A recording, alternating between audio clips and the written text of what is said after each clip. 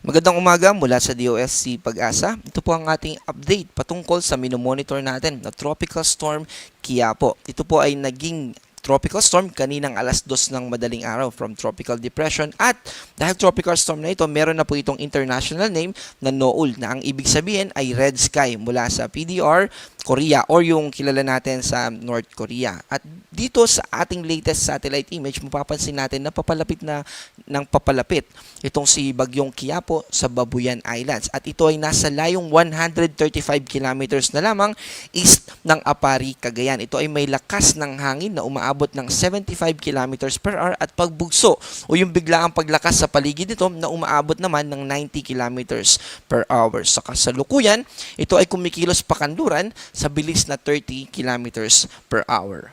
At base dito sa ating forecast track patungkol dito kay Bagyong Quiapo, ay nananatili ito na tropical storm habang binabaybay itong Babuyan Islands, pero paglagpas po nito sa Babuyan Islands ay may potential ito na mas lumakas pa into severe tropical storm. Ibig sabihin, may posibilidad na umabot ng hanggang signal number 3 yung ilang bahagi ng Babuyan Islands, o di kaya naman ay yung northwestern portion ng mainland Luzon. At paglabas nito ng Philippine Area of Responsibility sa Sabado ng umaga, ay pwede rin ito na mag-undergo sa tinatawag natin na rapid intensification o yung biglaang paglakas ng bagyo within the next 24 o within the 24-hour period. At bago nga po ito mag-landfall dito somewhere around Hong Kong, dito sa may China, ay posible pa ito na mas lumakas pa into typhoon category. At pag-landfall nito, dahil sa interaction nito sa kalupaan, ay mas hihina na ito and eventually ay maging tropical depression na lamang pagdating ng Lunes. At dahil pa rin sa malapit na distansya nitong si Bagyong Quiapo dito sa Babuyan Islands, ay mas nadagdagan pa yung mga nakataas natin sa signal number 2. Bukod dito sa Batanes at Cagayan, mas nag-extend pa po sa central part itong nakasignal number 2 natin sa Cagayan kasama yung Babuyan Islands. Ganun din naman dito sa Apayao at Ilocos Norte. Signal number 1 naman sa natitirang bahagi ng nung mga binanggit natin kanina, natitirang bahagi ng Ilocos Norte, Apayao at Cagayan. Pero nadagdagan po yan dito sa southern part, no? Yung Aurora, nasama na rin yung central portion nito, at buong Nueva Vizcaya na, Quirino, Benguet at La Union yung nakataas natin sa signal number 1.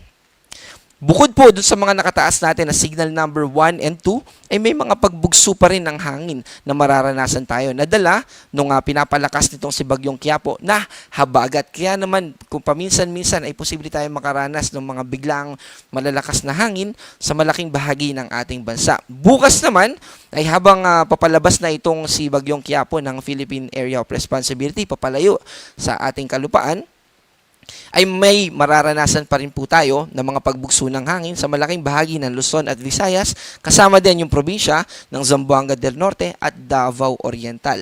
Sa Sunday naman ay may kalayuan na po itong si Bagyong Quiapo, pero may mga pagbugso pa rin ng hangin dito sa Ilocos Region, Mimaropa, Zambales, Bataan at probinsya ng Quezon. Ngayon po, yun po yung mga babala natin patungkol sa mga pagbugso o lakas ng hangin. Ngayon punta po tayo dito sa mga babala patungkol sa mga pag-ulan. Dahil po sa malapit na approach nito sa Babuyan Islands, ay nakataas po pa rin sa orange, ibig sabihin ng orange, 100 to 200 millimeters yung inaasahan natin o yung posibleng mga pag-ulan dito sa Batanes, ganun din dito sa probinsya ng Cagayan, Apayao at Ilocos Norte. Ibig sabihin yan ay kalat-kalat na mga pagbaha yung posible sa isang probinsya. At 50 to 100 naman, ibig sabihin naman ng 50 to 100 ay posible yung mga localized floodings, panandali ang mga pagbaha, lalo na dun sa mga inuulan na o nakakaranas na ng mga pag-ulan ng mga nakaraang araw. Dito po yan sa probinsya ng La Union, Benguet, Ilocos Sur, Abra, Kalinga, Isabela, ganun din dito sa Occidental Mindoro, Antique, Iloilo, Guimaras, Negros Occidental at probinsya ng Palawan. Simula naman po, bukas ng tanghali hanggang sa Sunday ng tanghali ay may inaasahan pa rin po tayo ng mga pag-ulan na mainly dadalhin na sa atin ng habagat. Dito po yan sa probinsya ng Occidental Mindoro at ganoon din sa probinsya ng Bataan. Meron po tayong nakataas na gale warning, lalo na dito sa extreme northern Luzon at ganoon din sa northern coast ng mainland Luzon. Huwag po muna tayong pumalaot, lalo na kung maliit na sasakyang pandagat yung ating gagamitin. At yan po yung ating update patungkol dito kay Bagyong Quiapo. At ang susunod natin na Tropical Cyclone Bulletin ay ilalabas natin mamayang 2:00 ng hapon. Mag-ingat po tayo at manatiling updated sa mga i-release na warnings and issuance ng Pag-asa, lalo na pagdating sa mga thunderstorms at heavy rainfall warnings. Maraming salamat po, ingat po tayo.